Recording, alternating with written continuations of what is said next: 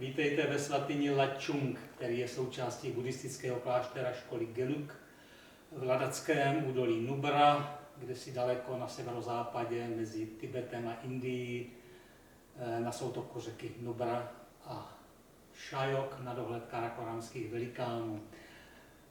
Mé jméno je Dalibor Lebloch a mám čest vést občanské sdružení, říká si Sdružení pro Tibet, a snažíme se organizovat profesionální restaurátorskou péči, památkářský dohled, možná průvodcování, ale v poslední době taky výuku restaurování právě v klášteře Diskit a v přilehlých okolních vesnicích, kde jsou dependanci, kde jsou pobočné kláštírky náležející k Diskitu. Svatyně Lachung je nicméně asi tou nejvzácnější, nejstarší svatyní v diskitském klášteře a byla péčí naší asociace a našich restaurátorů od roku 2011, čili mise byla v roce 12, 13, 14, letošní opět a dokončení snad je v dohlednu, nicméně není ještě dokončena.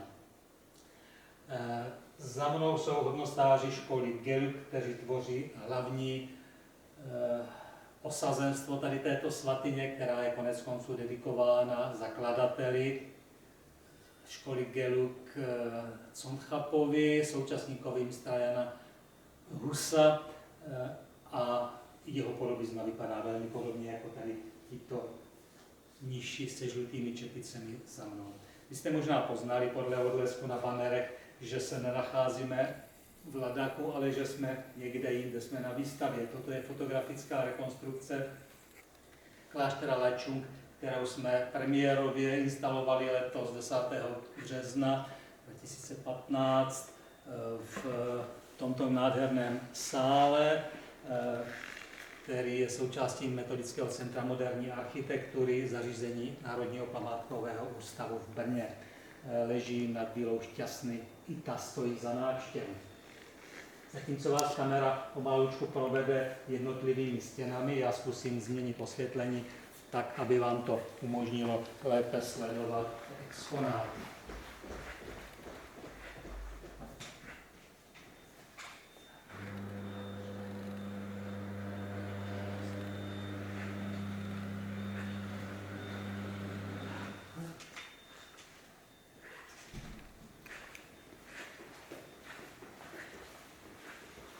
Toto krátké video vám pochopitelně nenahradí výstavu samu. Máte možnost ještě krátce do 9. dubna zhlédnout tuto výstavu tak, jak je tady v Metodickém centru, nebo máte možnost jít do Ladaku, to je úplně nejlepší, to je autentické, nebo zvolit střední zlatou cestu, zkusit iniciovat instalaci této naší výstavy někde u vás nebo v blízkosti, čili v oblastním muzeu, v předsálí divadla, galerie. Výstavu nakonec, protože je rozdělena na jednotlivé panely odpovídající vždy jedné stěně Lachungu, je možné rozdělit na polovinu nebo dokonce na čtvrtinové segmenty, pak už stačí kavárna, svědčí zdí nebo cokoliv vás napadne. Čili toto video bude trošku i návodem, jak takovou výstavu uspořádat. Vy vidíte způsob zavěšení, tady je to jenom vlastně provazem na celou soustavu stojanů. Pochopitelně, protože banery mají očka, tak lze za ně přímo poutat k nějakému systému výstavnímu na zeď, čili nemusí to být ani na podstavcích. Tyto banery zachycují stav někde uprostřed restaurátorských prací. Už jsou třeba na této stěně vyměněny tyto plomby, které původně odpadávaly pryč, zatékalo za ně. Tady tento segment byl vyňat, transferován, očištěn ze zadu, uhlazen, zmenšen tak, aby nehrozilo jeho vypadnutí, což byl stav předtím, byl znovu vrácen a zalepen zpátky, čili transfery byly provedeny. Plombáž byla kompletně vyměněna v celém Lachungu. Taky další plomba. Největší poškození bylo nahoře pod trámy, tam tudy zatéká nejvíce vody, tam dochází k prasklinám. Problém staveb ladackých spočívá v jejich někdy špatné statice už díky tomu, že byly chybně zednicky zpracovány, ale také ve změně klimatu, které přineslo větší deště v formě přívalových dešťů a ty potom udělali tyto cákance.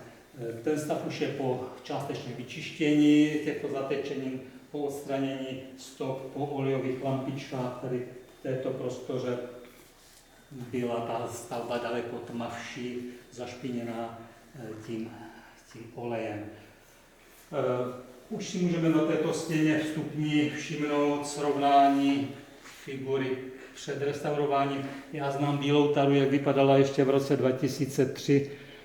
Začínali jsme v roce 1999, ale to jsme ještě nedělali dokumentaci, ale z toho roku 3 mám snímek, kdy byla v lepším stavu, než je tady ta před restaurováním, protože deště velké přišly v roce 11 a její stav se nezlepšil.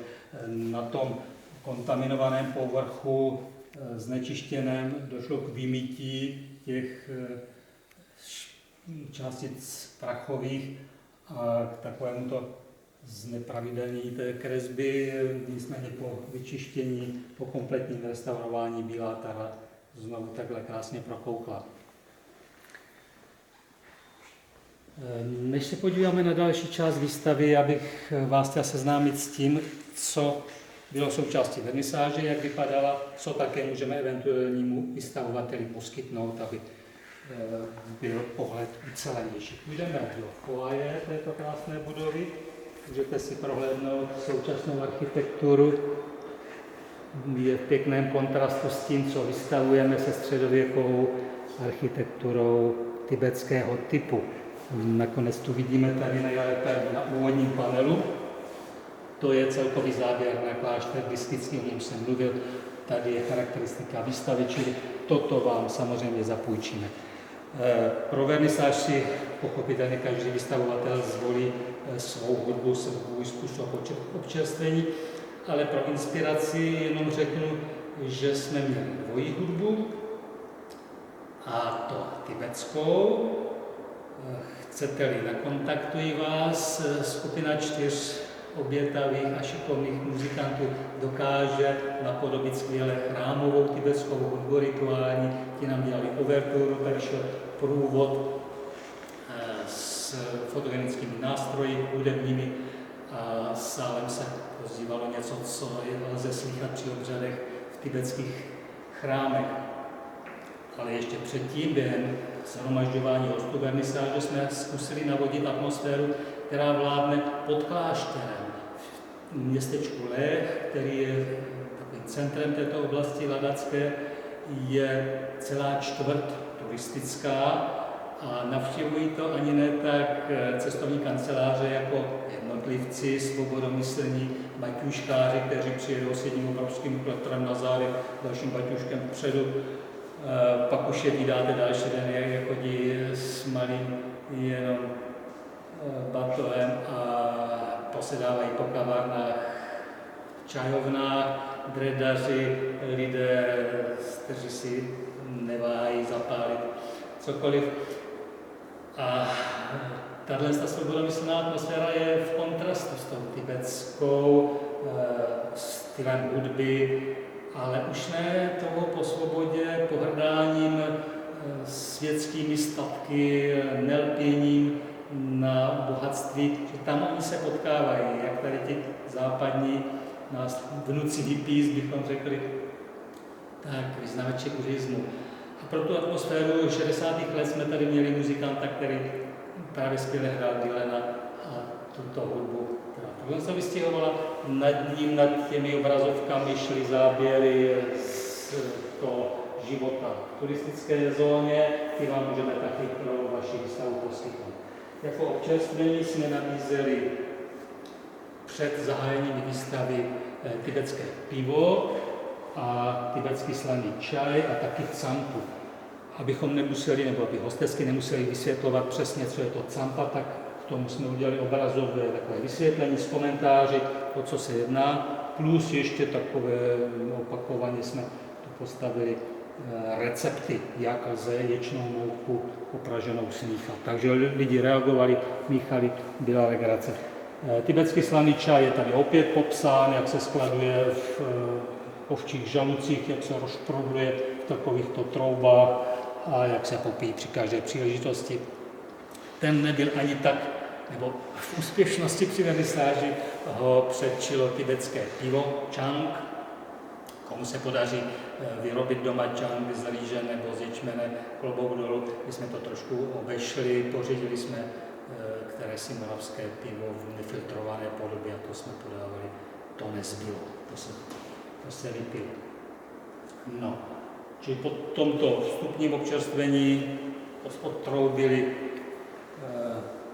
naši přátelé z gyalingy, hoboji, činely, bubínky, zvonečky a s velkým randungem, pozónem, odtroubili zahájení. Pojďme se podívat, jak by mohlo vypadat potom seznámení s exponáty samotnými a už skončí.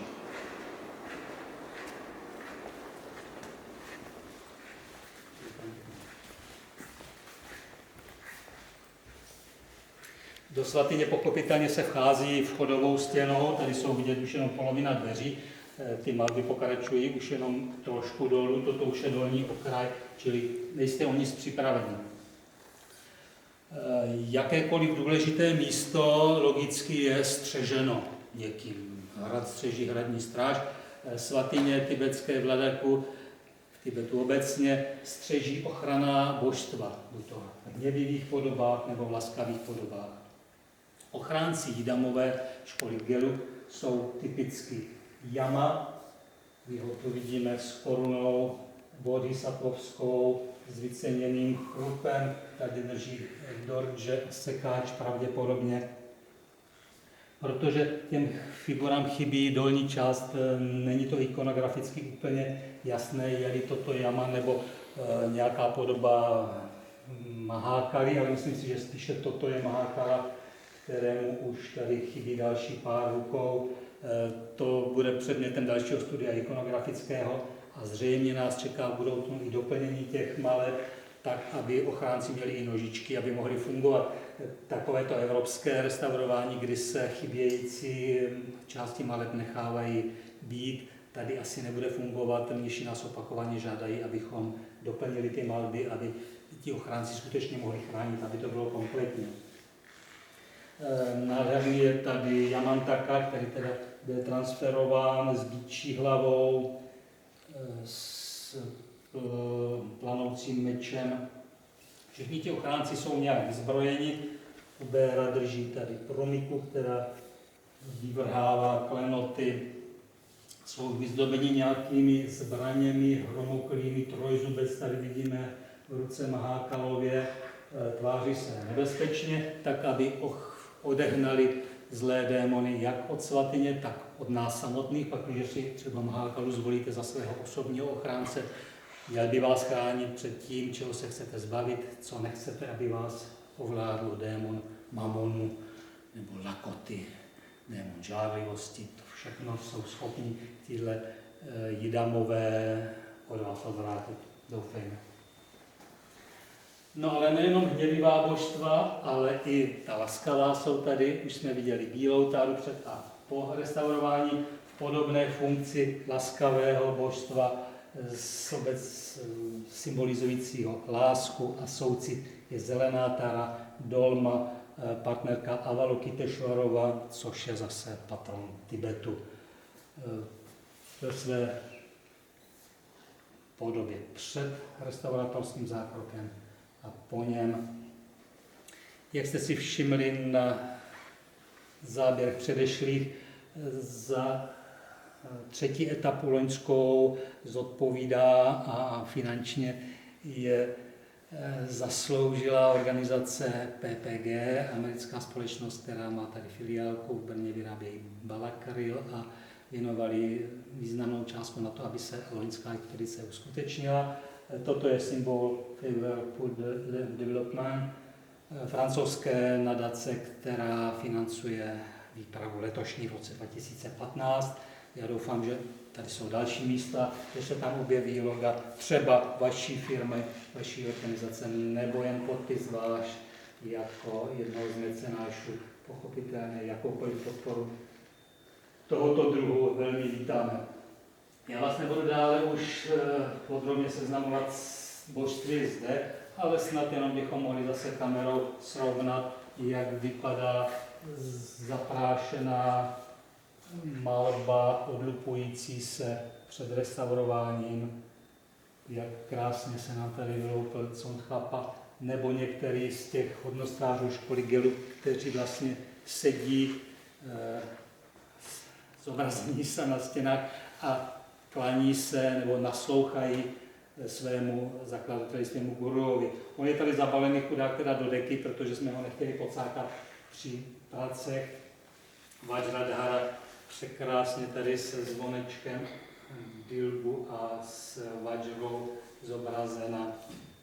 Mluvil jsem o Avalokiteshvarovi, Čemrezikovi, ten je tady v šestiruké podobě s 11 hlavami vyobrazený. Jsou to ale nádherné motivy drobné, nosiči té podsady, nebo těch trůnů, na kterých sedí Garuda pravděpodobně okřídlený. Tady 13 budhů vyobrazených, čili celá ta svatyně Lačung představuje reprezentanta jemné kresby, která je následně kolorována, stínována, zlacena z vlivy kašmírské školy. Rozhodně jsou to hodnotné věci, za něž pociťujeme stejnou zodpovědnost, jako si myslíme, že si zaslouží péči památky brněnské, moravské, celé České republiky, celé Evropy, celého světa. Myslím si, že nikde není hranice. Doma jsme přece jako v Brně, tak na světě.